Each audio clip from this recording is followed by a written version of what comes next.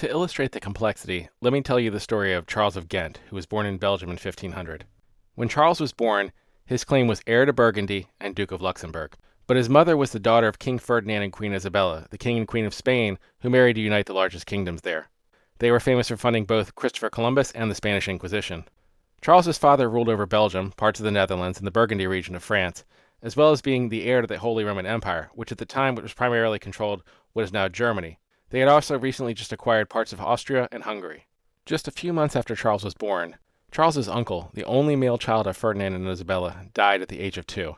This made Charles's mother the heir to most of the Iberian Peninsula and all of its New World holdings.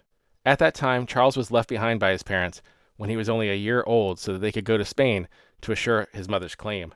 In 1504, his grandmother, Queen Isabella, died, making his mother Queen of Castile. After negotiations, his father was named King of Castile in 1506, but his father died shortly after at the age of 28.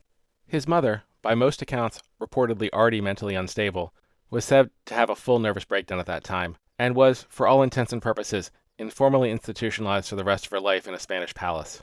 As a result, Charles, at the age of 6, inherited his father's holdings and had a strong claim to become the heir to the Holy Roman Empire through his grandfather.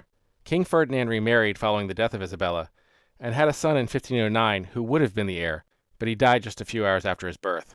Although Ferdinand had a number of illegitimate children, including males, the only legitimate male heir was Charles. Therefore, when King Ferdinand died, because his mother was deemed mentally unfit, Charles became the King of Spain at the age of 16, despite never having lived in Spain and not being fluent in Spanish.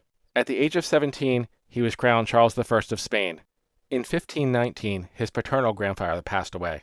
Thanks to the wealth of the Spanish crown, he had the political clout and financial ability to pay the needed bribes to secure the position as Holy Roman Emperor at the age of 20. He was then crowned Charles V of the Holy Roman Empire by the Pope himself. At the age of 20, Charles was now the ruler of two of the most powerful empires in Europe, neither of which he had grown up in. He also had claims to large parts of Italy, including the Kingdom of Naples, Sicily, and Sardinia, where he also had no connection. And he also had a claim to French-occupied Milan. History is awkward.